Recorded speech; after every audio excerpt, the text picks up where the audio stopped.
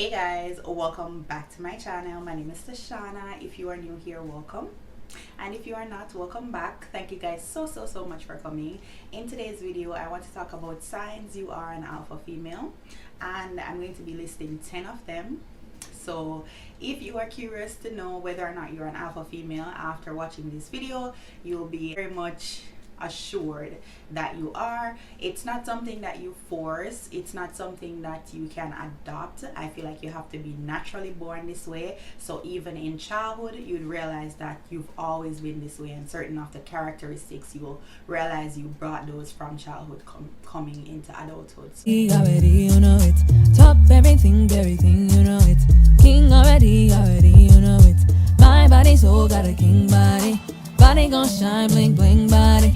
Calling all the shots, ring body. Number one, the first sign is you self-identify as alpha female. Whether or not you've read it, whether or not you've heard about the different types of human beings, when you were given the characteristics of each of them, you realize something clicked in you, like, oh my god, this is what I am. Sign two, you've always been a leader.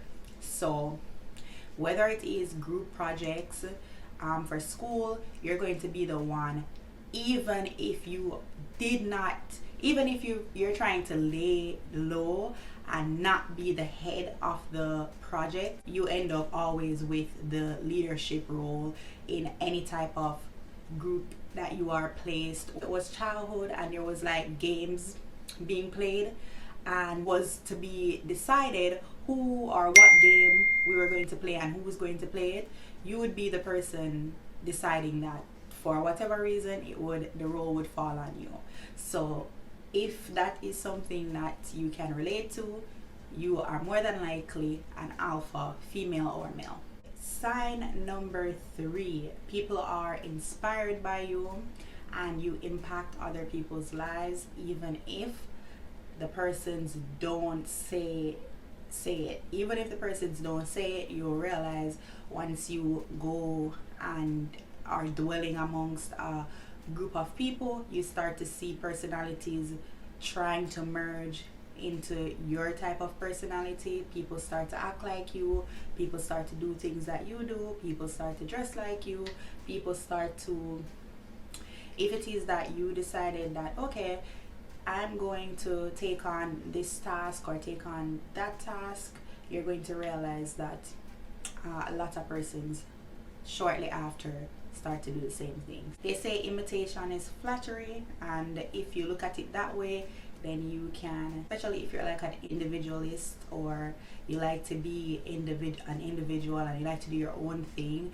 it gets a little bit annoying when other people do what you do or follow everything that you do, but you will literally inspire people without you even you're not even trying, and it's going to happen no matter what. Like, people are going to be doing the things that you do, I guess innately, because the other personalities need somebody to look to as a human being, and they just naturally are going to be imitating or gravitating. And so don't take it to be like, that's something I had to work on, because it gets very annoying, especially if you had a friend. Because the other thing is, this is something I'm going to touch on, but I'm going to say it really quickly here. The other thing is, if you're an alpha, you usually find friends that are like beta. So you usually find friends that are not so outgoing, or type B personalities, the more laid back people,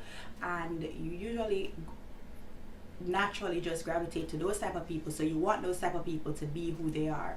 So like, for example, I am a person that loves to take pictures and Instagram and be on social media, stuff like that. Even though I'm very private, I still like to take pictures and dress up and do all that. So I'm a type A personality. Even though I'm very quiet, I'm still a type A personality.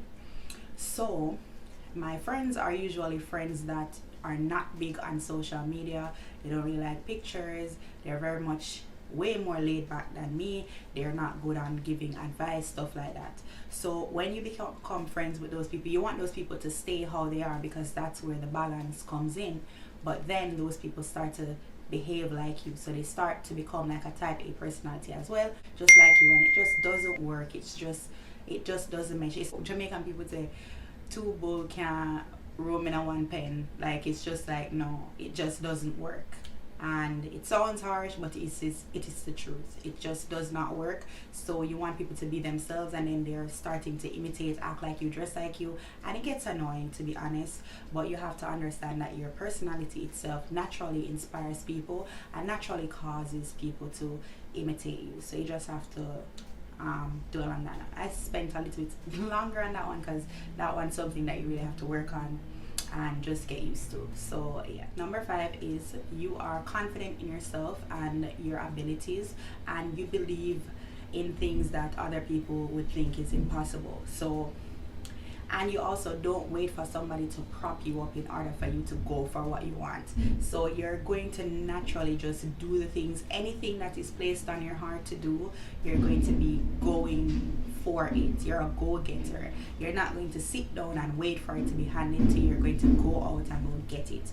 And for that, you have to be careful with persons that you bounce ideas off of, because those people will take from you and discourage you from going for what you want. But usually you still push past that, because chances are you've been in that type of situation multiple times, because your dreams and your goals are usually out of this world, and other people are just usually very I would say complacent and comfortable, not in a bad way, with where they are. They're just different types of people, and they're good with just working 9 to 5 and living their lives, and being good with that. They're comfortable, they're happy, and you're just